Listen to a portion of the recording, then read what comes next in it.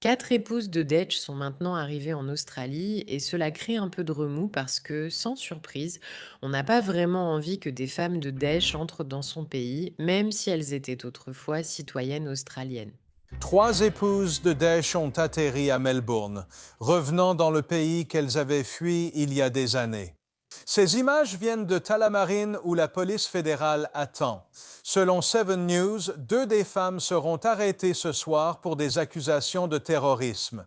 Leur long périple est terminé. Maintenant, un nouveau drame judiciaire commence. À Melbourne et à Sydney, deux atterrissages simultanés ce soir. À bord des vols en provenance de Doha, 9 enfants et 4 femmes australiennes ayant des liens avec des combattants de l'État islamique. Au moins 3 ont été arrêtés par la police fédérale. Le gouvernement aurait dû tout faire pour empêcher leur retour, mais il ne l'a pas fait. La plupart des maris extrémistes des soi-disant épouses de l'État islamique sont morts ou dans des prisons syriennes accusés de terrorisme et d'esclavage. Les femmes et les enfants ont passé des années dans un centre de détention syrien. J'ai tellement de choses à dire là-dessus. Tout d'abord, aucun pays normal ne voudrait que des femmes mariées à des terroristes de l'État islamique entrent chez lui.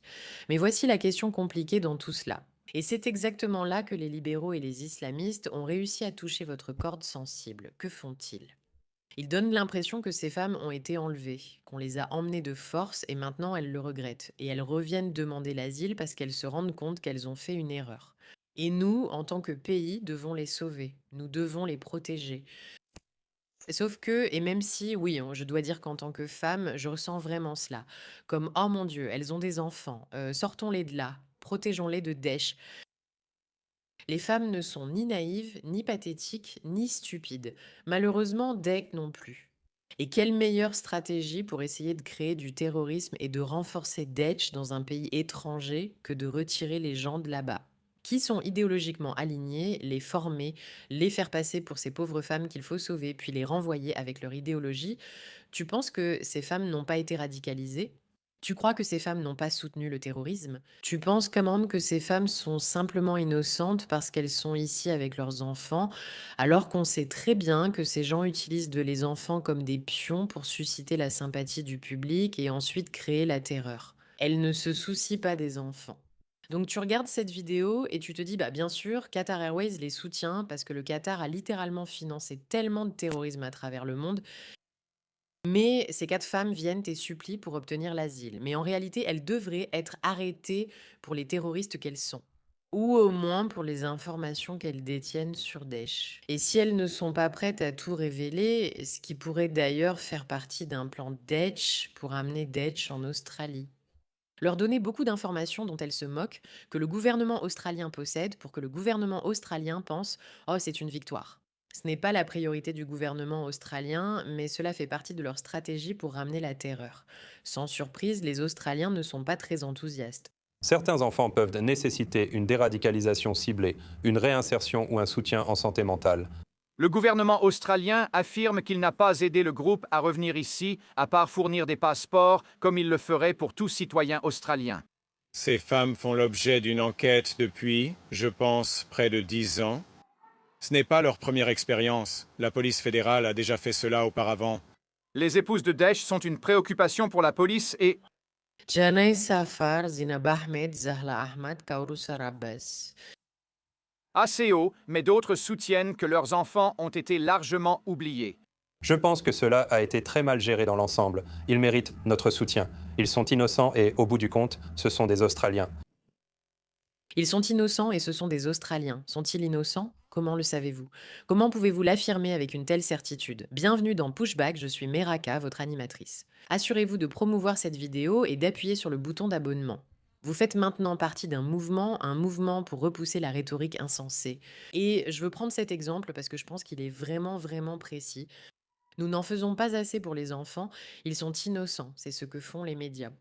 Au lieu de vous présenter réellement l'information, il est tout à fait possible que ces enfants aient été radicalisés et que ces femmes aient été radicalisées, car ce n'est pas la première fois qu'ils font cela.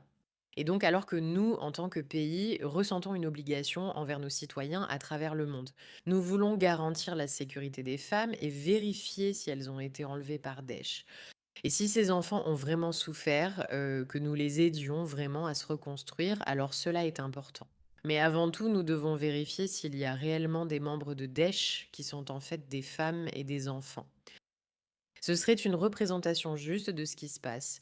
Mais ce jeune homme dans la vidéo dit que non, ces personnes sont innocentes et qu'elles sont maltraitées. Et c'est le dilemme dans lequel il vous place. Au lieu d'avoir une opinion nuancée en se demandant, d'accord, oui, ces personnes ont côtoyé le terrorisme. Pourquoi sont-elles allées là-bas au départ? Peut-être qu'elles adhèrent encore à cette idéologie. Il joue sur cette mentalité que nous avons de oh, ces pauvres femmes, femmes, femmes, tellement impuissantes, nous devons les sauver. Et si nous ne le faisons pas, nous et vous sommes de mauvaises personnes. Nous trahissons notre bonté australienne. Et c'est pathétique. Parce que lorsque vous vous laissez prendre à ce mensonge, en réalité, vous finissez par nuire à vos propres enfants. Souvenez-vous de Bandy Beach, Daesh. Souvenez-vous de ce qui se passe lorsque vous laissez entrer des terroristes dans votre pays.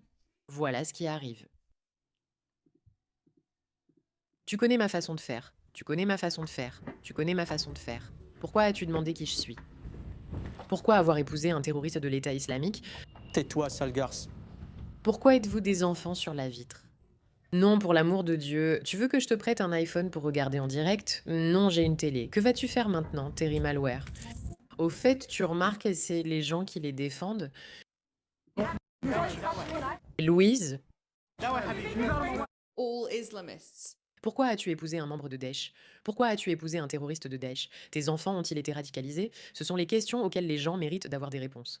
Et elles devraient être expulsées ou au moins gardées. Gardées, gardées, gardées, gardées, gardées, gardées, gardées, gardées, gardées, loin de la société pendant très longtemps. Il y a quelques instants, C'est gratuit. que vas-tu faire maintenant, Terry Malware? Au fait, selon Drew Pavlou, d'accord, l'une des journalistes australiennes a été frappée à l'estomac et on lui a crié dessus: «Tais-toi, salope!» D'accord, ce n'est pas bien, ce n'est pas bien. Encore une fois, en fait, souvenez-vous, mais il y a ce truc étrange, vraiment étrange, comme un syndrome de Stockholm qui se passe en Australie, et ils n'écoutent pas les personnes qui comprennent réellement ce qu'est l'État islamique. Non, c'est tellement impopulaire de dire que ces femmes et enfants devraient revenir en Australie. En 2014, les combattants de l'État islamique ont attaqué votre communauté en Irak. Que vous est-il arrivé? Lorsque Daesh a attaqué notre région, Shingon, à seulement 23 ans, Daesh ciblait les gens selon leur identité. Quand Daesh est arrivé, mes collègues nous ont trahis. Ils nous ont désignés. Ils ont dit, ces gens-là, ce sont des mécréants, ce sont des Yazidis. J'ai réussi à m'échapper vers Sefzoun. Ensuite, j'ai grimpé la montagne. Mais toute personne capturée par Daesh, il lui donnait le choix, se convertir à l'islam ou être tué. Beaucoup d'hommes ont refusé, ils les ont tués. Mais pour les femmes et les filles, il n'y avait qu'une seule option, les emmener pour en faire des esclaves sexuels. Donc, vous avez quelqu'un qui a réellement vécu ce qu'est Daesh, qui parle à une Australienne ridiculement stupide et qui dit: «Non, Daesh, ce n'est pas si terrible que ça. Nous devons protéger les femmes.»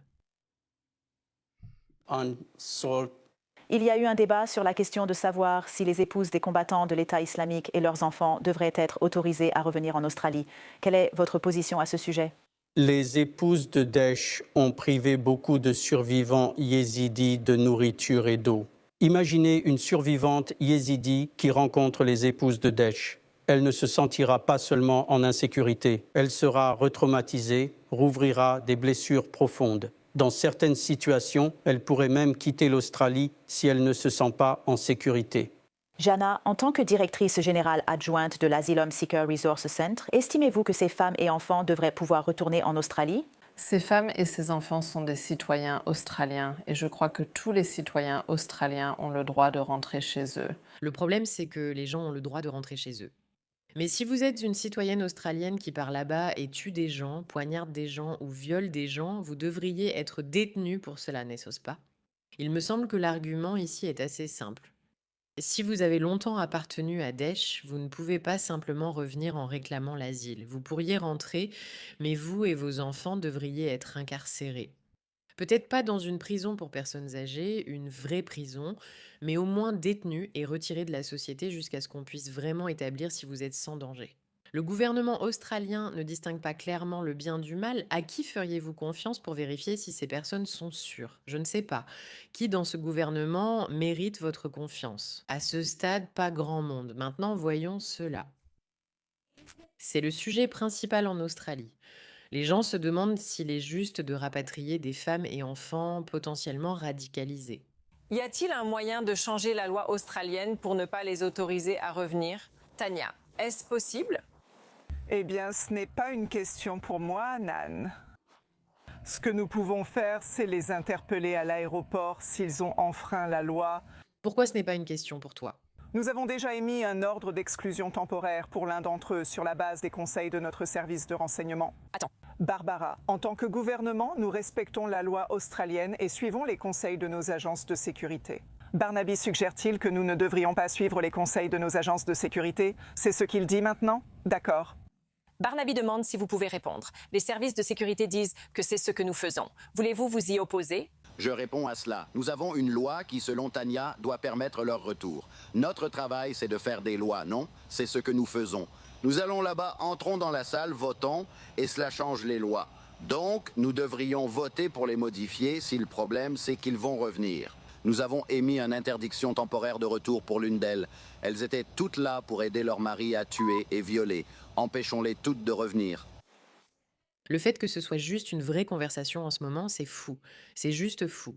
Nous accueillons Pauline, permettre à des personnes qui ont volontairement rejoint le califat islamique sous Daesh de revenir dans ce pays représente sûrement un risque pour la sécurité.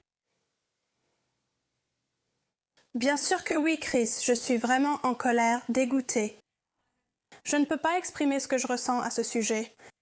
Et je ne pense pas ressentir les choses différemment des millions d'autres Australiens. Je dis aux gens que je suis très préoccupée par leur idéologie, leurs croyances et la raison de leur départ.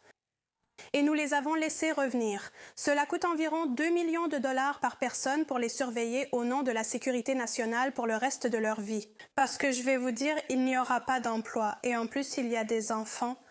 C'est fou.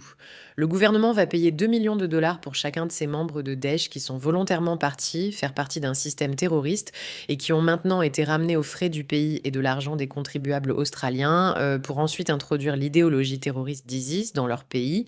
Ne vous y trompez pas. C'est bien le plan. Les gens sont frustrés, mais encore une fois, tout est résumé dans ces gros titres sur les femmes et les enfants. Les femmes et enfants évoqués n'ont pas été emmenés par erreur, ils ont choisi d'épouser des membres de Daesh. Tu sais comme il est difficile de vivre en Occident et de trouver un membre de Daesh à épouser? Tu te rends compte? Tu réalises tout le degré de sophistication et de planification que cela exige? Ces gens ne sont pas innocents. Et le fait même que ce soit un sujet de conversation, qu'on se demande si on doit payer pour que des terroristes viennent prendre le contrôle de notre pays simplement parce qu'elles sont des femmes, ça me dépasse. Merci de votre attention à ce sujet.